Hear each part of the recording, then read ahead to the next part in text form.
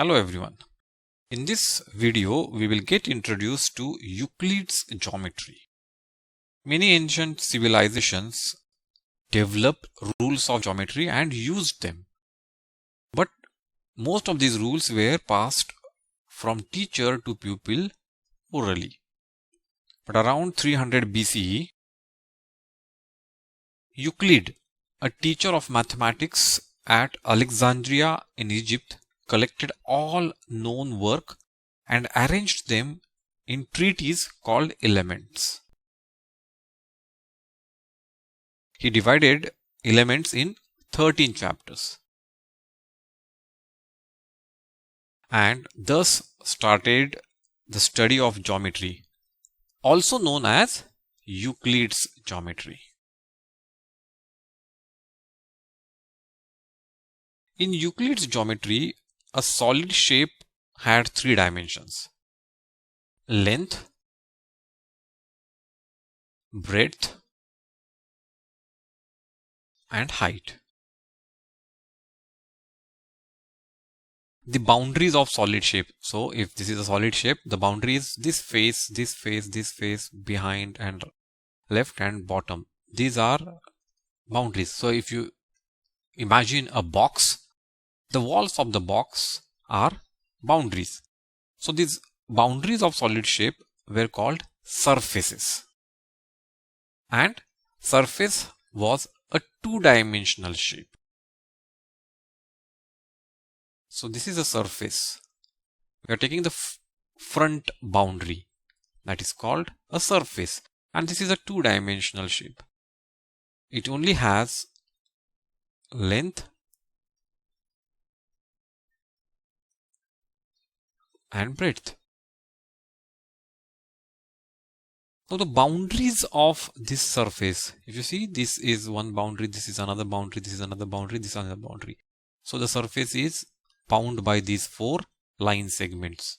So boundaries of these surfaces were straight lines or line segments. And that was a single dimensional figure. It only had length.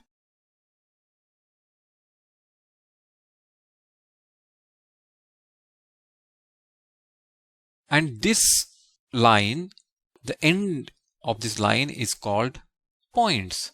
So we have just a point at the end. And the point has no dimension. It is a dimensionless shape. So if we see, we go from a point to a solid shape. Every time we move, we add one dimension. So from here to here, we add a dimension and we get a single dimensional figure, which is the line or a line segment. From here to here, when we move,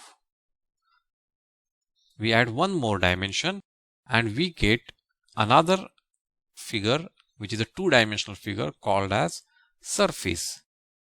And when we move from here to here, we add one more dimension. And what we get is the fourth one, which is a three-dimensional figure called a solid shape.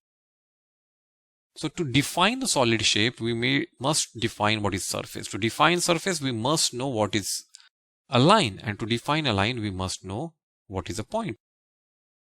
And this is not the only things which we need to define. As we go on defining one thing, we find that we need to define more things. And we want to define those more things, we need to define few more things. And this chain does not end. And therefore, Euclid decided that some of the terms have to be left undefined. And why did he decide that? Because he knew that those terms are understood intuitively. For example, a point, a dimensionless shape, we know that if I put my pencil on a paper, I get a point. So everyone understands that, and it is an intuitive thing. We don't need to define it. What is a dimensionless shape? Okay, when we wanted to define a line, we know that when we join the 2 points with the shortest distance. Now, what is shortest distance? We know what is shortest distance. We don't need to define it. And this way Euclid decided that some of the things may be left undefined.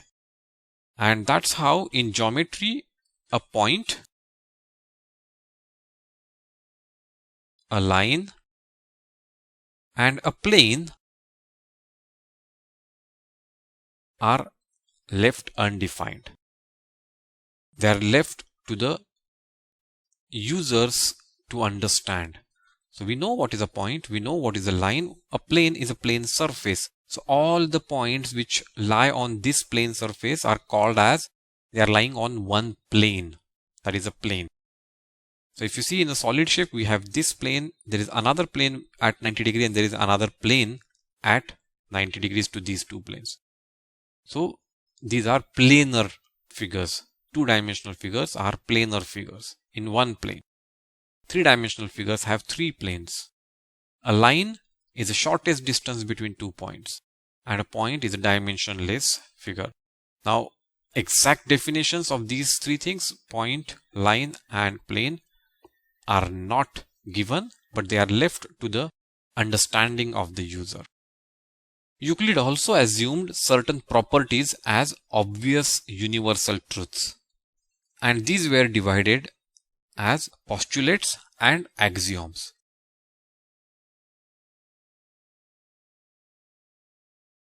Postulates are assumptions specific to geometry,